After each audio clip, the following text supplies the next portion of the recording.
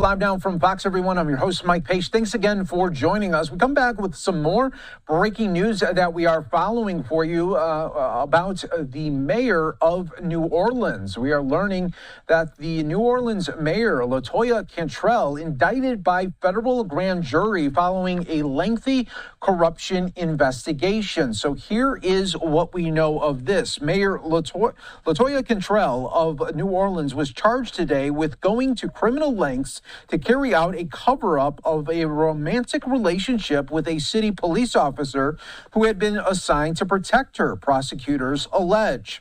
The indictment emerged after a lengthy federal investigation into corruption that has cast a shadow over Ms. Cantrell's final term as mayor, which ends in January. She and her former bodyguard, Jeffrey Vapey, faced a combined 18 felony counts, including making false statements to a grand jury, obstruction of justice, wire fraud, and conspiracy.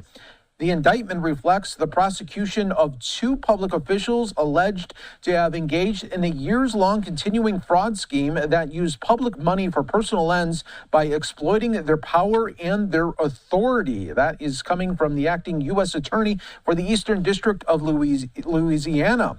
They perpetuated that fraud scheme, he added, by taking steps to keep individuals silent, to deceive subordinates, and to obstruct investigations into their relationship, including one conducted by a federal grand jury. Ms. Cantrell's lawyer confirmed the indictment but did not immediately comment on its contents. Mr. Vapey's lawyer did not immediately respond to a message seeking a comment. So essentially what you're looking at is an indictment and a lie that basically transitioned and transpired into being a bigger lie and a bigger lie, and then more financial stuff that they needed to do in order to cover up. And then you got to also understand, listen, the reason that this is so egregious is because this is done on taxpayer dime. They don't mess around when it comes to utilizing taxpayer funds to do whatever it is that you're going to do. They don't. And more importantly, I think the bigger issue, in addition to the taxpayer money that is used to cover it up and the fact that you just couldn't keep yourself together, is the fact that you didn't have any discipline as a leader to then be able to lead the city that is in dire straits, because we all know that New Orleans has never fully recovered and they need the most disciplined, transparent business person possible.